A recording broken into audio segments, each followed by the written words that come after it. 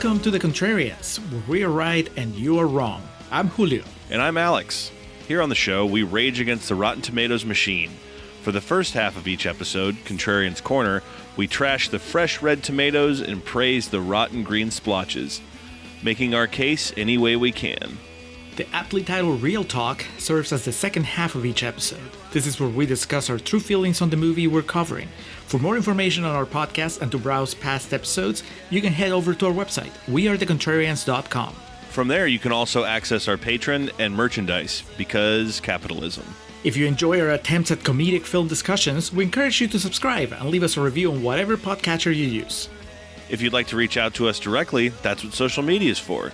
You can find us on most platforms as @ContrarianPrime. You can also see what we look like if you go to youtube.com/@ContrarianPrime, and you can contact us by email at wearethecontrarians@gmail.com. I think that covers it. Then it's time for the podcast.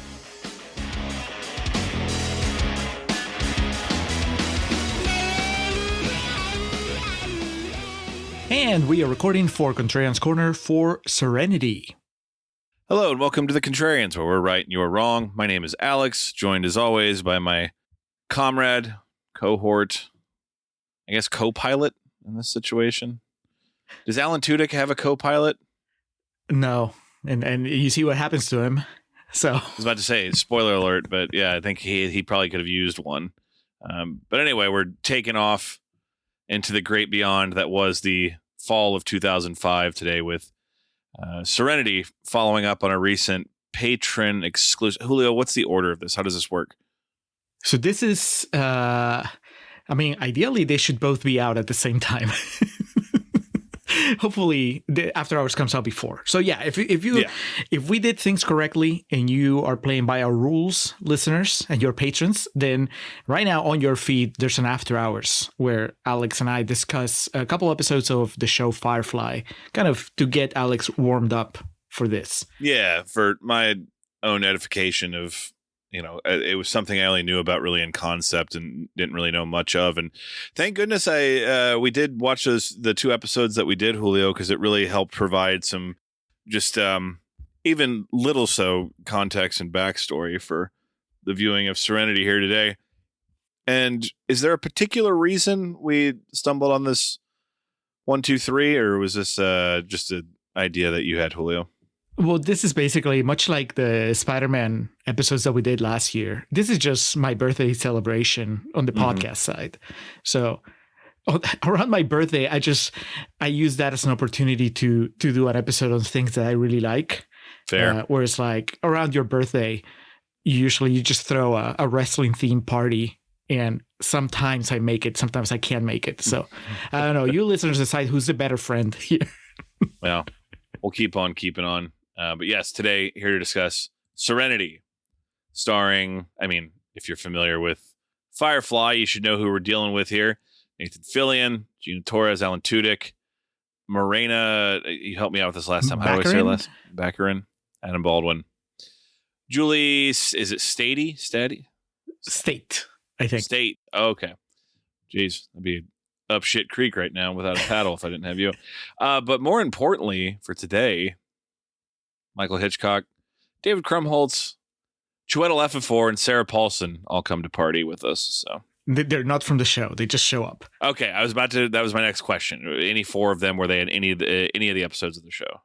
I did not have a chance to rewatch the 14 episodes of the show. I watched a couple more since our After Hours, but I'm pretty sure no. I think that they're whole cloth creations just for the movie. Fair enough. Where do you know Michael Hitchcock from? That's kind of a deep cut. Oh, he's just a great that guy. Let's see. I'm sure I could find some things here. Oh, that's right. He was in Pretty Persuasion, so he is returning to Contrarians. There you go. Yeah. He was also in Wild Hogs, so he's officially a 3-timer. I think Bridesmaids might be the thing I'm thinking of with him in it. I think he was in the show I used to plug all the time when it was airing, Crazy Ex-Girlfriend. I think he was a lawyer there. And then I want to say he's on that currently. He's on that Kristen Bell show where she's a podcaster. Nobody Wants This? Yes. I started that. I got about 3 episodes in, and okay, well, when he shows up, you're gonna be like, hey, it's that guy from Serenity. Well, I was about to say it wasn't holding me, so I might miss out on the Michael Hitchcock oh no story arc. You have to stick around at least for the Hitchcock episode. Well, he doesn't stick around very long in this movie, so let's get to it here, Julio. Obviously, a follow-up to the show, which would be described kind of as a cult classic. The box office return of this reflected that. We'll get more into that in the second half of this. What is the current rating on the old RT? The old RT, this is fresh. It might even be certified fresh, Alex. Let me see. Yeah, certified fresh with 187 reviews, 82%. And that pales in comparison to the popcorn meter, 91%. So 82 and 91, Alex. Firefly / Serenity fans are known for being passionate, so it doesn't surprise me that the popcorn meter would be almost 10 whole points ahead of the Tomatometer. But 82% is still pretty fresh. So I have pretty fresh quotes here, and then most of them have a theme, and I think that you'll be amused by it. That kind of answers a question early on. I was really curious to see if the fan base embraced this like they did the show, but it sounds like certainly they did. They did it online. I don't know if you looked at the box office numbers yet, but no. The box office did not. I just meant like in terms of like reception, like if people were happy. I think, Alex, before I even actually no, let's do the quotes first, and then for those listeners who are not patrons, maybe we should do like a brief capsule, like. What does Alex think of Firefly, the show? And minor spoiler, he was not impressed. Well. But let's do the quotes first, and then we can get into that. Define interesting. Oh God, we're all gonna die? We're gonna start with James Crute from the Post New Zealand, who says, you don't need to be a fan or have watched the show or even like the genre to appreciate one of the best science fiction movies of the 21st century. Well, okay. Hold on. All you need is a pair of eyes, apparently, and a ticket or a DVD. Next, Jim Lane from the Sacramento News and Review says the movie is a sci-fi buccaneer swashbuckler. Whedon hits all the obligatory space opera notes, and he does it with a degree of verbal wit and agile pacing that could teach George Lucas a thing or two. What okay, so all right, yeah, I was trying to figure out why that was necessary, but Revenge of the Sith would have just been the year prior, so we're still very fresh off the prequels. We're still sore about the prequels? Well, Revenge of the Sith rules, so. You might be onto something, Alex, because Sean McBride from Sean the Movie Guy says, this is the film that the last 3 Star Wars sequels should have been. Okay, again, Revenge of the Sith is great. Phantom Menace, I'm imagining that review, it will have to be contemporary. Phantom Menace has been slightly Elizabethtowned, not to the point of like forgiveness, but yeah, Clone Wars, or it's Attack of the Clones, excuse me, is that's admissible. I mean, these people obviously they didn't know what was going to happen. That's not a hindsight thing either. I remember seeing I went to the midnight showing of Revenge of the Sith, and I was like, okay, they at least ended it on a high note. I from the jump really liked that one. Did we ever come up with a term for like the future Elizabethtown? So like when you like a movie that's probably, you know, just okay becomes a much better movie just because the movie that preceded it was so bad. Oh, we might have to figure out some verbiage, something to copyright. Yeah, yeah. Throw your suggestions, dear listeners. Let us know what do you think. What will be the future Elizabethtown? Not to keep harping on this, Alex, but I had to because we don't see him very often, but he's very memorable. Willie Waffle from wafflemovies.com said, I can't believe I am saying this, but I think Serenity could be the new Star Wars.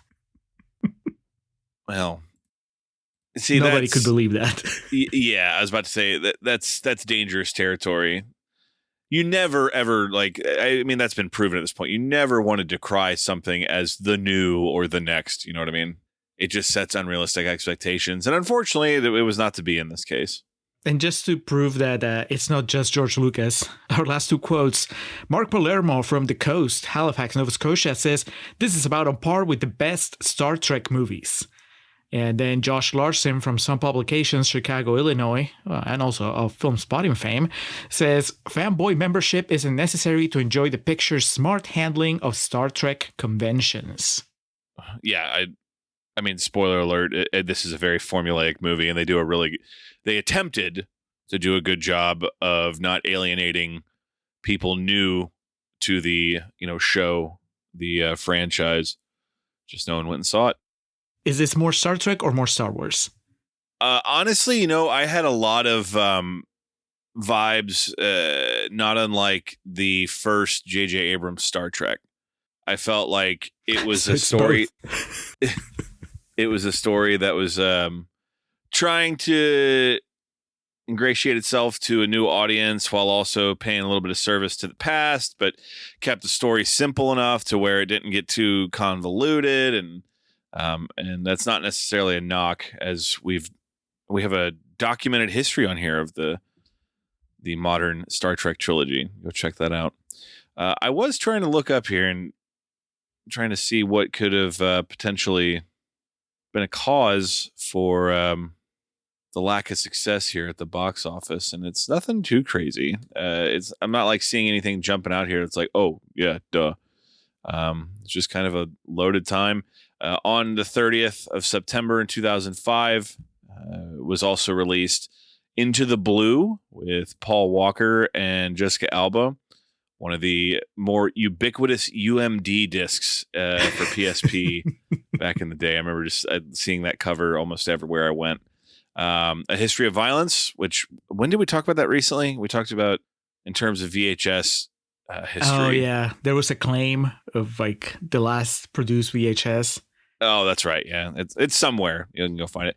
And then Capote with Philip Seymour Hoffman, amongst some other things that got a release. But the top movies at the box office that weekend being Flight Plan with Jodie Foster. Serenity came in number 2. Corpse Bride, which was in its third week. History of Violence and Into the Blue rounded out the top 5. So an impressive showing the first weekend for Serenity, and we'll talk more about its box office return in the second half. Now, let's climb aboard here, Julio. Well, before we board, I think that you should do the service to our yes, listeners. Give me your thoughts of Firefly pre-Serenity, because maybe you got Elizabethtown after you watched Serenity. Well, I don't know about that, but because I can still just jump to the headline I'll give you is I feel no motivation to go back and watch the entire series. You already know how it ends. Well, yeah. But when we did the episodes we did, my first thought was kind of how bad they looked, and when we talked about it on our Patreon, Julio was like, "Well, it was on UPN," and I was like, "Okay, that explains a lot." And we go into a momentary deep dive into the history of UPN and what became of it eventually. But the show, it was one of those things. Like I can understand how people enjoy it. I was very complimentary of some of the acting, specifically Alan Tudyk, definitely Nathan Fillion, and I found the chemistry amongst all of the crew to be quite good. It's just, it didn't call to me, I guess I would say. I didn't dislike it. I just watched it. I was like, okay. The interesting thing here, Julio, is that we talk about when discussing the show that it's, posited as a Western. To me, a lot of that kind of disappears in the movie here. I mean, they have guns. I think that might be about it, right? You see some horses in the show. You don't see horses in this one. Yeah. They keep in like the trope of the guy gets killed, so, it's time to avenge him. The guy, of course, spoiler alert, being Ron Glass. Is he a pastor? Shepherd? They call him Shepherd. Yeah. So much to discuss here. They, like I said, a swing was taken to appeal to a bit of a wider audience. But this, of course, much like Firefly, written by Joss Whedon, in this film directed by Joss Whedon in his more disciplined days, keeping it around an hour 45. So, good man. There's no shame in this. In a man's death, a man who has done fine works. In the 26th century, humanity has colonized a new solar system. The central planets formed the Alliance and won a war against the outer planet Independence, who resisted joining the Alliance. Child genius River Tam is conditioned by Alliance scientists into becoming a psychic and an assassin, but is rescued as a teenager by her brother Dr. Simon Tam. During her training, River inadvertently reads the minds of several top government officials and learns their secrets. Consequently, an Alliance agent known only as the Operative is tasked with recapturing her. So, very, very classic science fiction, storytelling device here of the human weapon that is captured, unknowingly captured by the good guys. They don't quite know what they have on their hands here. I mean, that's the fucking whole story of Wolverine, for crying out loud. And more recently, and not to keep plowing our patron, but why not? Didn't we do that Space Pirates movie with the little girl? Oh yeah, wasn't she like super powerful also? What was it called? Was it called Space Pirates? Space something. It's on Netflix. Look it up. Yeah, it's in our backlog. But yes, same thing. She was all-knowing, omnipotent. And here, Julio, River is not quite a child. She appears to be maybe early 20s. Maybe, but her mind is so broken, so messed up that I would say she has childlike behavior most of the movie.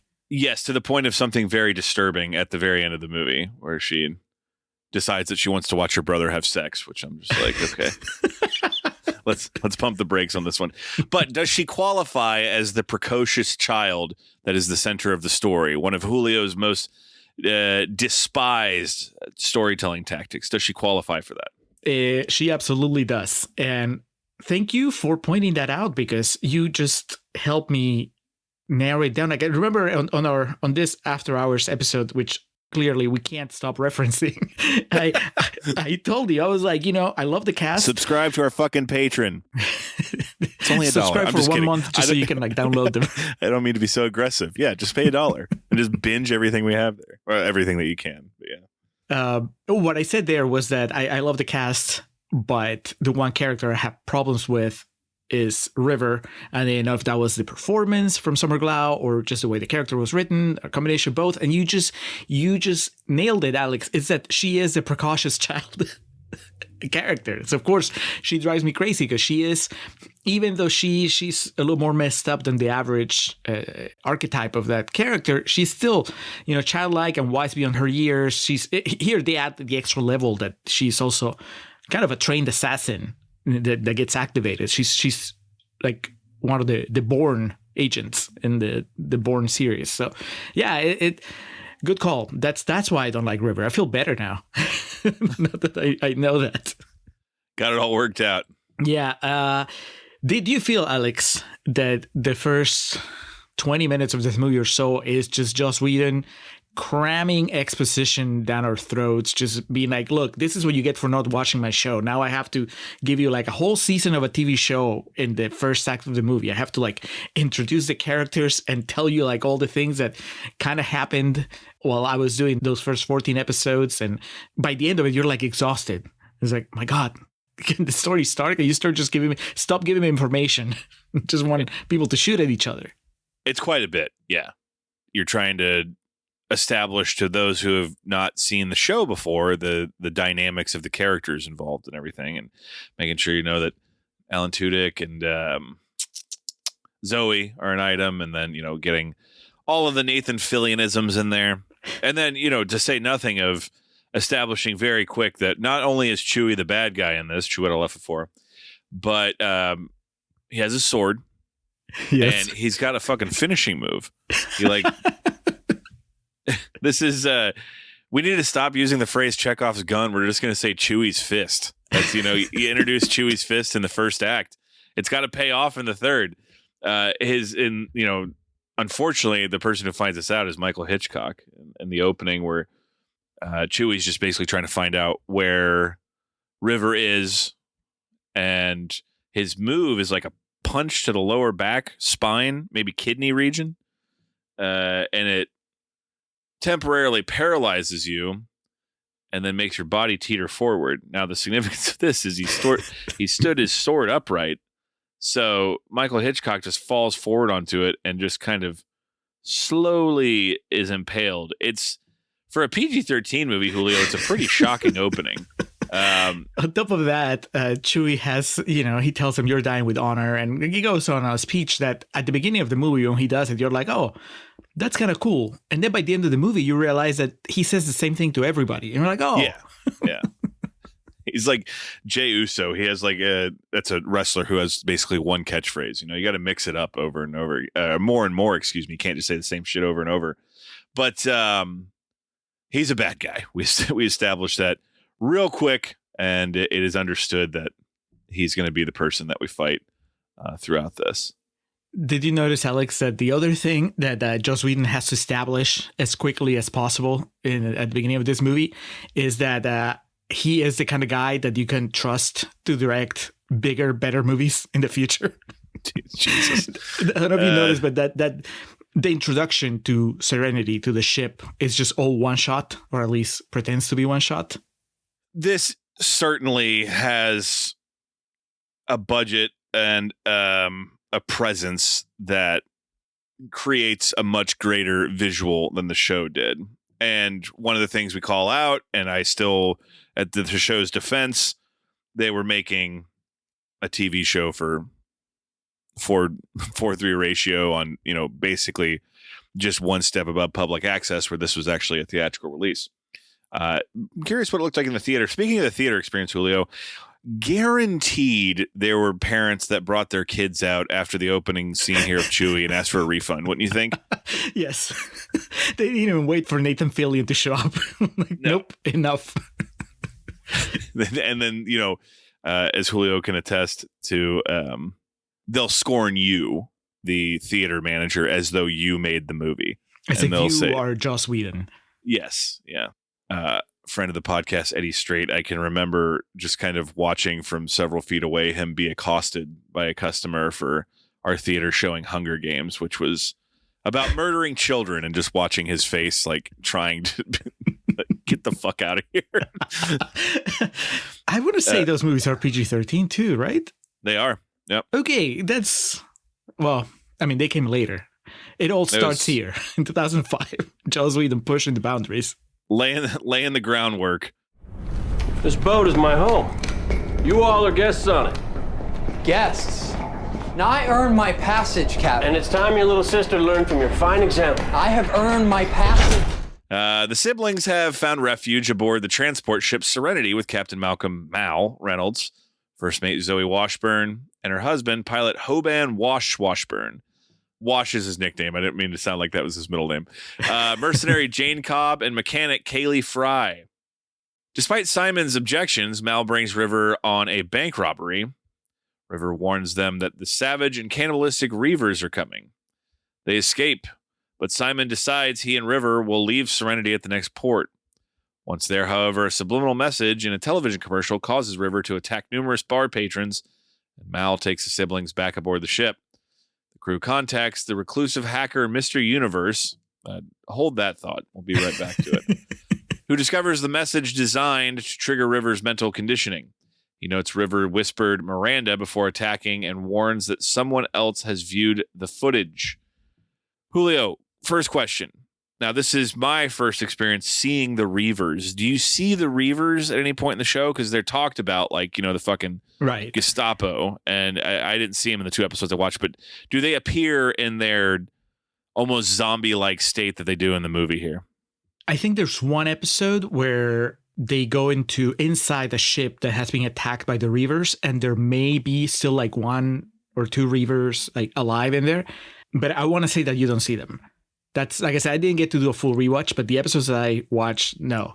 There are a presence. I mean, I told you when we recorded that After Hours, I told you that they would come back in the movie. So I'm glad that they showed up in the pilot, because they play a big part in the movie. But no, so this was, I guess, let's say that this is the Reavers' big screen debut.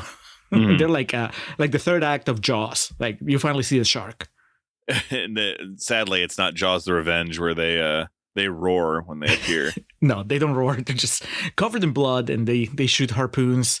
How do you feel, Alex? Did they live up to the hype? You had only 2 episodes of build-up. Most people had a 14-episode build-up. And I gotta tell you, I don't know. I mean, after you spent a whole season of TV talking about them like they're demons, and then they turn out to be just people, it's a little deflating.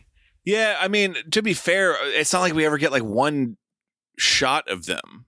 Like they're the fucking orcs from Lord of the Rings or anything. Like it's like these strobe effects where we see them where you can tell they're kind of like, decayed a little bit and they got blood on their face. I don't even know if I can form an educated opinion. I didn't get to see them at all. I need the concept art, Julio. Yeah. Well, maybe you can like frame by frame those flashes. They're like the Texas Chainsaw Massacre trailer from 2003. There you go. We just seen flashes of it's not Leatherface, it's Reaver face. Now you're speaking my language. But the whole point of this is, again, the introduction to the crew and learning that River is it's literally like Wolverine. Like, the training kicks in. She had buried it deep down for a while, but it's known that she is a danger now. And this Miranda thing, I have to be honest, when she said the word Miranda to Nathan Fillion, like part of me was hoping he would be like, I'm more of a Charlotte guy.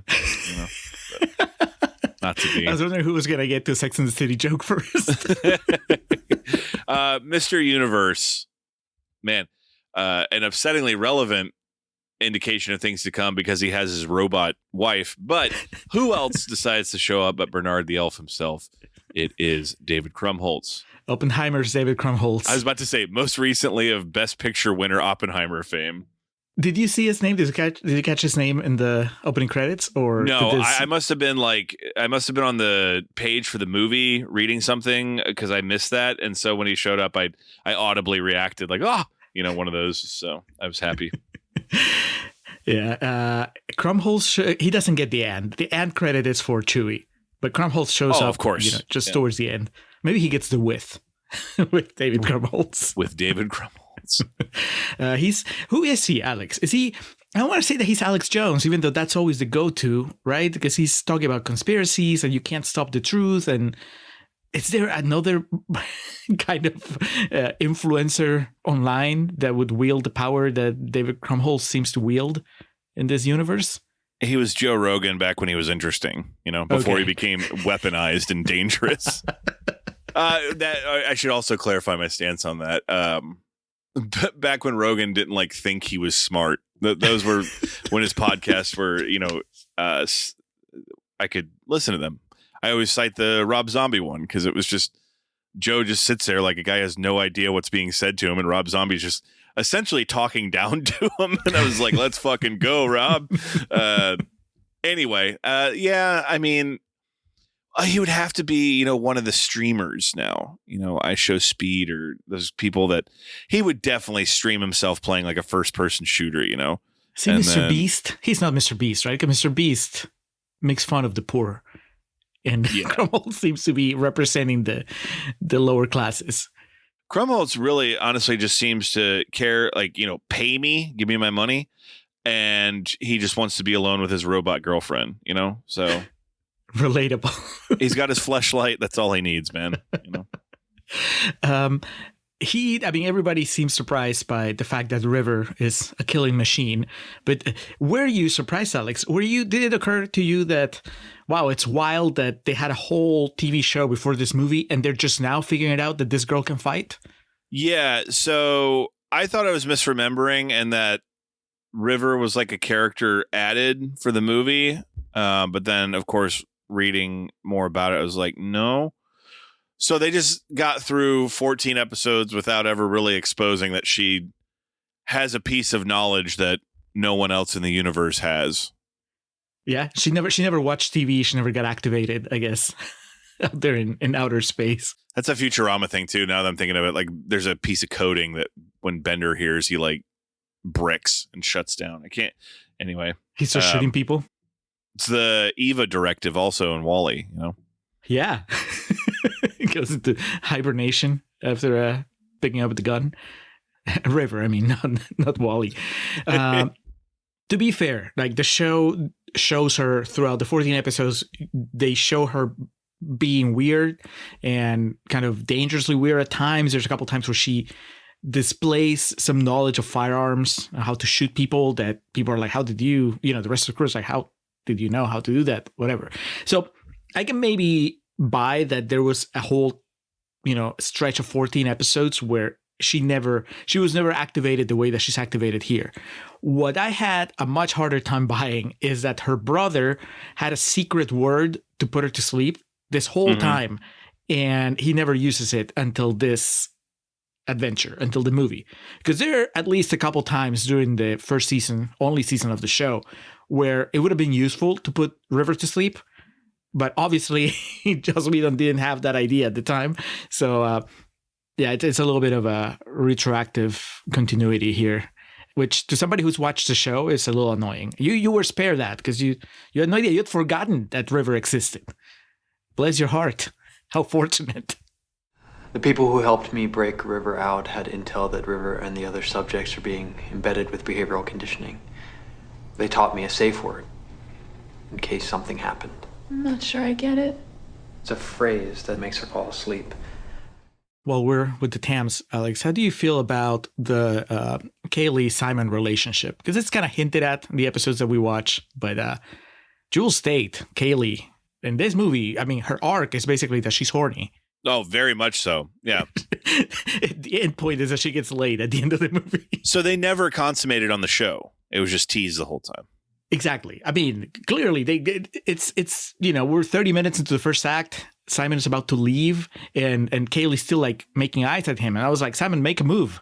To the point at the end of the movie, she literally has to call out like, do you want to have sex with me?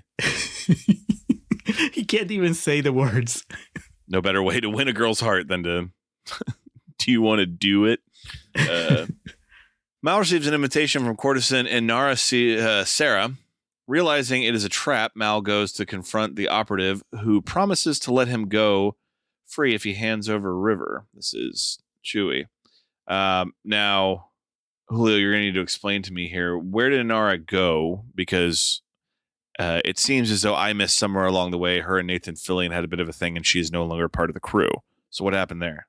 Well, welcome to the rest of the audience, Alex, because nobody knows. Oh, okay. When the show ends, Inara's in the ship.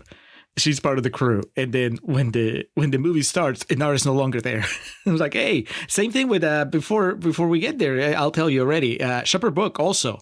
He left the ship in between the show and the movie. Yeah, what that actor's name? What is it? Ron Glass? Ron Glass. He was like, I'm done with this shit. I'll come back for one scene. That's His it. His agent negotiated a sweet deal for him.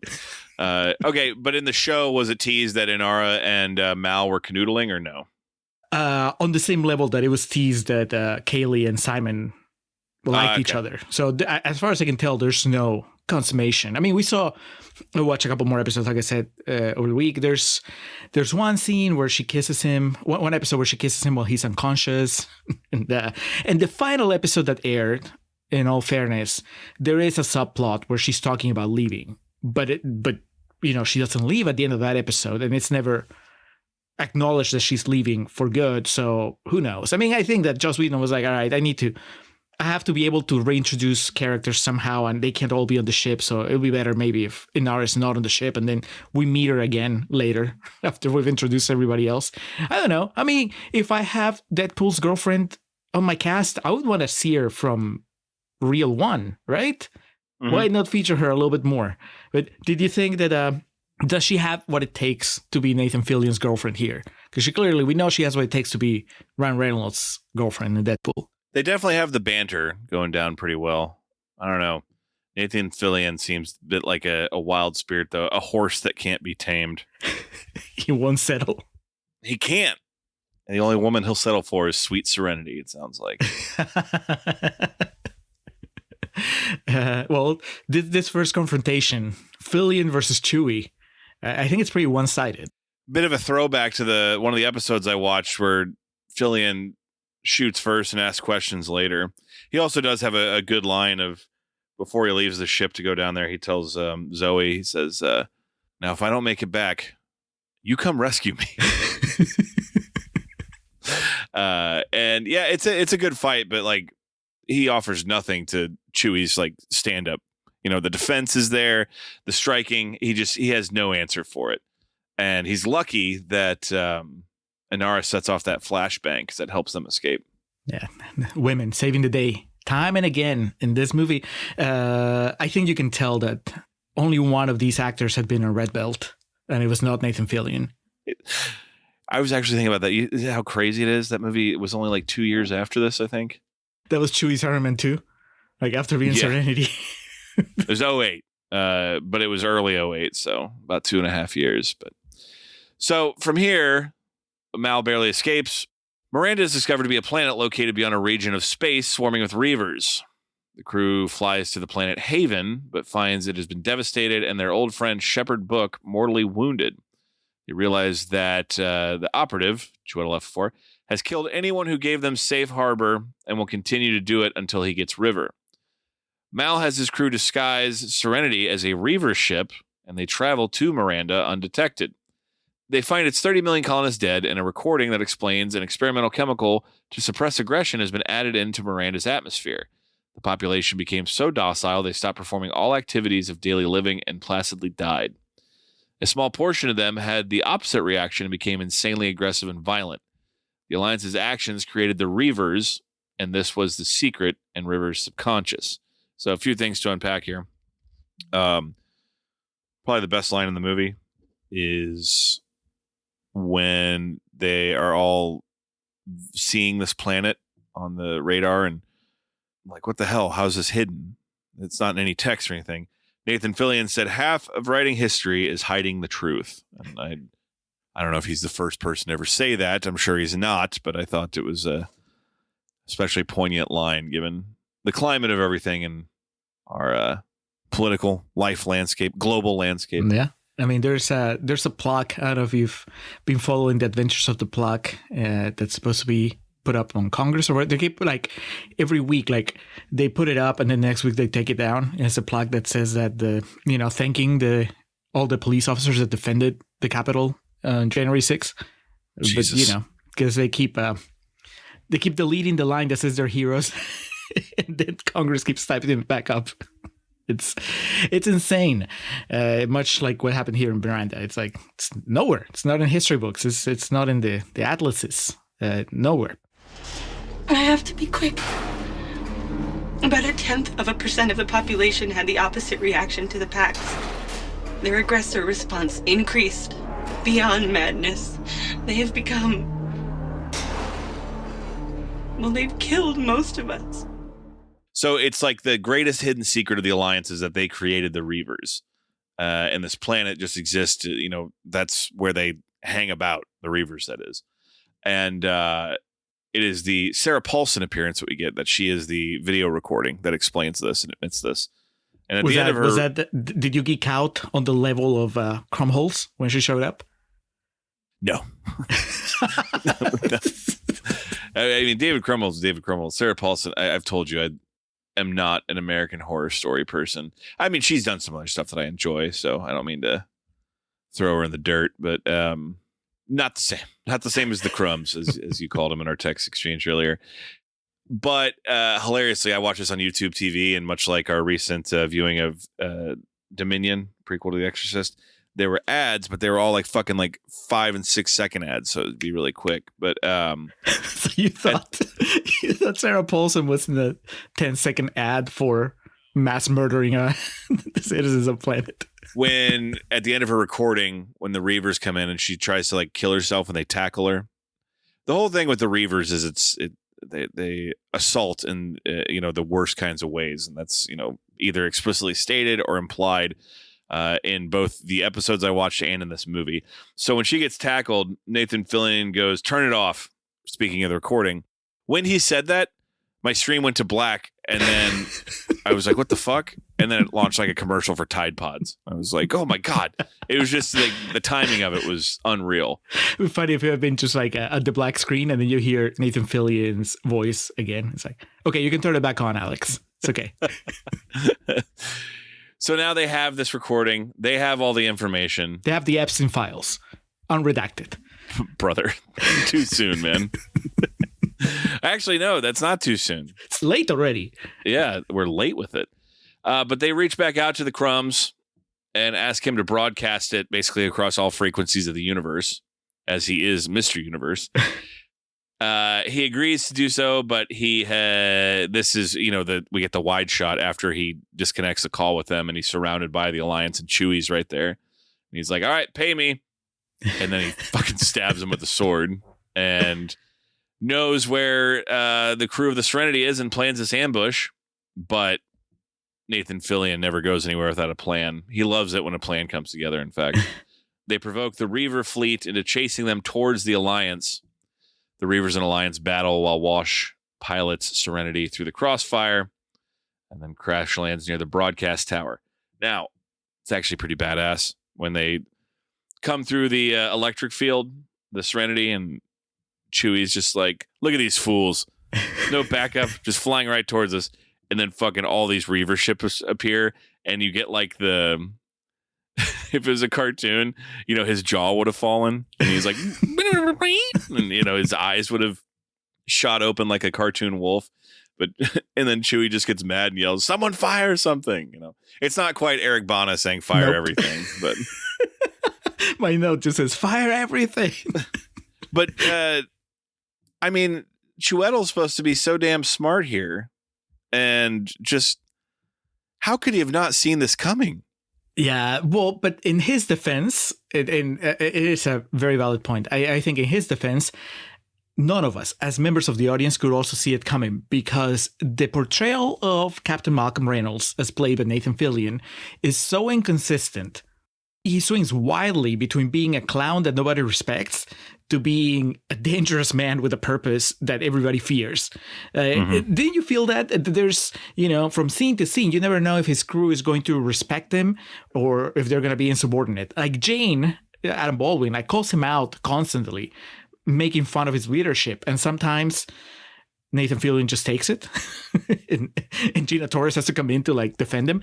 And sometimes Nathan Fillion will be arguing with you and pull his gun out and tell you, no, this is what we're doing. So if you can't get a read on Nathan Fillion, on the character, on Malcolm Reynolds, yeah, I guess he could sneak up on you the way he does here when he shows up with an army of Reavers.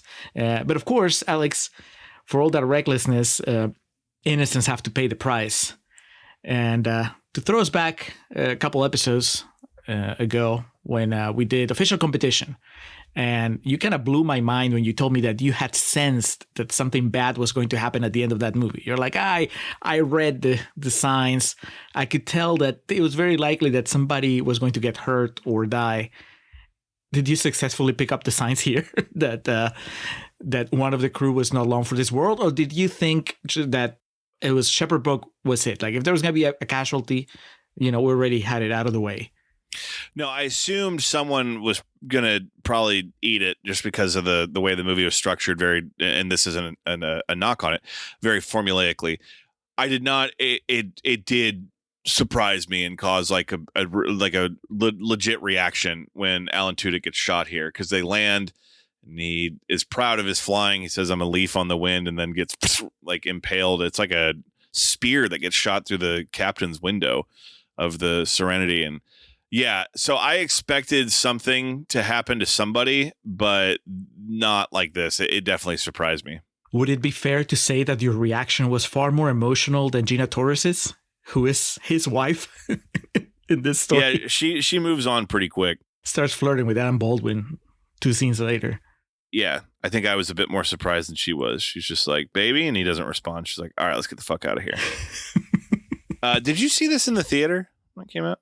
I did. I was told that it was my duty as a Firefly fan to go see this movie. That's how Whedon guilted us, all of us, into going opening weekend. How was the attendance at your showing? Not great. So not enough for there to be like a collective gasp in the theater when Alan Tudyk got shot. Enough for that. I mean, I think I went like a Friday night or Saturday night, but I remember thinking, wow, if it's not sold out opening weekend, then this doesn't look good. And, you know, I'd been working at the movie theater for a couple of years by then, I think. So I knew what it looked like when movies were being really successful, and that was not it. But there was a gasp. It might have been just me. But Julio again, took the air out of the theater. Yeah. And it was like my first gasp when he gets impaled, and then my second gasp when Gina Torres doesn't even cry a little, not even a single tear, nothing. She just grabs her gun and moves on to the rest of the third act. All right, let's move these crates back there for cover. Make sure they ain't filled with nothing goes boom. Wait, Wash. Where's Wash? He ain't coming. The crew make a last stand against the Reavers to buy Mal time to broadcast the recording. The crew retreats behind a set of blast doors that fail to properly close. Simon is shot. This is after Kaylee was getting ready to take an everything shower and groom for their rendezvous after the shootout. He gets shot. River dives through the doors to throw back Simon's medical kit and close the doors before the Reavers drag her away. At the transmitter, Mal fights with Chewie, finally subduing him and forcing him to watch as the recording is broadcast. I'll circle back to that in a moment. Mal returns to the crew. The blast doors open to reveal that River has killed all the Reavers. So, a couple things here. I mean, with all we found out, and we know that she's had this training and knows all these things and is like the most dangerous weapon in the universe. Of course, Julio, the third act is going to climax with her going on a Weapon X type killing spree. And I mean, that's almost, she has like a couple battle axes that she's just swinging wildly. Yeah, they're dripping with blood at the end. Yeah, not going to say it's not metal as fuck, but it's just like, of course this is what was going to happen. Did you think she was going to go out there and just get killed like that? Come on. I mean, they're dropping like flies by the time that she does that. It made me wonder, why didn't she do that sooner? Had it on the easy setting where the enemies just take one hit to die. What's it called in GoldenEye? License to Kill. That's the mode you play where one shot puts you down. I mean, because it's not just Simon that gets shot. Kaylee gets shot with some darts. Gina Torres gets a nasty wound on the back. I think Baldwin also gets a hit in the shoulder. So it's like they're all bad. Yeah, they're all down for the count. She was just waiting until they were completely out of commission so she could show off. We're like, okay, now I'll do it myself. She was Thanos at the end of the, I don't know, whichever Avengers movie where he's like, all right, I guess I'll have to go take care of the Infinity Stones. Meanwhile, the rematch. Actually, before we get to rematch, Alex, were you surprised that the Crumbs still had one last trick up his sleeve? I thought that was pretty good, actually, because what he does is he leaves a recording with his robot girlfriend, and she recites it back to Nathan Fillion of where he can go for the backup broadcast, and he's like, dead in her arms, so to speak, But the problem is she just is like sensor activated or motion activated. And so anyone that comes in, so when Chewie walks in the room, she just starts repeating the message again. Yeah. Actually, yeah, I didn't think that she was sensor activated. That makes sense. I thought that Nathan Fillion forgot to hit stop. And so it was just like playing a loop. He left it on, he hit the repeat button. Yeah. Yeah. So this rematch, isn't it weird that the first time they met, Chewie like kicked his ass? And then in this one, it's more balanced. Like they're more even keeled. To be fair, Chewie's had a tough couple days, man. Fillion can barely stand. Had to fly in that escape pod. Well, more importantly, what happens, the culmination of this fight scene is that Chewie hits his finish and Mal completely no-sells it. And, this is something we see all too often in the professional wrestling world these days where finishes don't matter. But this was a big statement, It was like when someone kicked out of the jackhammer for the first time. He gets hit and, feigns it for a second, but then, like I said, just completely no-sells it. And he elbows Chewie in the throat, like in the fucking Adam's apple. And then, like, breaks his shoulders or his back or something. The noise it makes is fucking disgusting. Do you think he'd snapped his neck at first? Yeah, but he put him in like a butterfly position. He did something that temporarily paralyzed him. Might have paralyzed him for good because we don't see him again for the rest of the movie. No, he comes out to say goodbye. Oh, yeah, you're right. I'm sorry. He does the, yeah, you might have won, but I can't promise you I can't promise you're safe. He does the Albert Brooks speech from the end of Drive. He gives Nathan Fillion here. And, but yeah, but he's temporarily incapacitated. That's for sure. And yeah, Fillion plays the broadcast. It goes out to the universe. And while he does this, the Alliance, a whole horde of troops come in and they have the crew of the Serenity at gunpoint and they're waiting for the kill order. And, Chewie hits them with a stand down. We're cooked. It's over. Pack up. Start drafting impeachment articles. Yes, we need to get the president on the phone so we can get pardons in order. The operative, Chiwetel, provides medical aid and resources to repair the Serenity.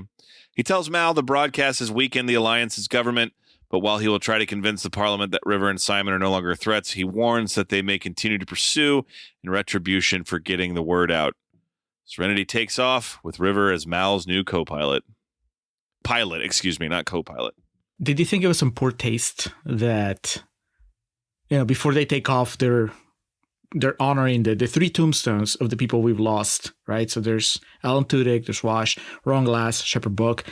And then somehow, for some reason, David Krumholtz is also there in that group, even though he betrayed them. He weaseled his way in there. Yeah. Out of those three people, two of them were regular cast members of the TV show. So it kind of makes sense. Krumholtz, he just snuck in for a couple scenes in the movie, and he betrayed them and made everything worse. So, yeah, it was weird. I don't know if it was part of his contract. Krumholtz says, okay, but you have to honor me at the end of the movie. And the whole point is they know he betrayed them because of his message explains that he got stabbed with a sword. And he knew they were waiting for him there. So, yeah, maybe it was just one of those things. You got to respect a carny in the end. What are you going to do about it? So. There you go. A real Hulk Hogan situation. Damned if you do, damned if you don't. But Yep. yeah, so I guess the idea would be at the end of this that they're flying on to a new adventure that just was never to come, Julio. Yeah, Serenity to the streets. Did you feel like, all right, well, I'm down. Let's go see what happens next. Tell me, Joss Whedon. Would have been interesting. Now that you got rid of the dead weight that was Alan Tudyk. Oh, come on. The heights that this franchise could achieve. Well, it was not to be, Alex. But you knew that. It was not. I did, yes. You knew that. To those of us who went opening weekend, were like, God, it's going to suck that Wash is not going to be in the second movie. So it turns out nobody was in the second movie. Didn't have to worry about it. Yeah. There was no second movie. Well, lots to discuss, Alex, as the behind the scenes stuff, and also, of course, I really want to know how this movie worked or didn't work for you, especially when compared to how the show mostly didn't work for you. So let's go to real talk. Let's do it.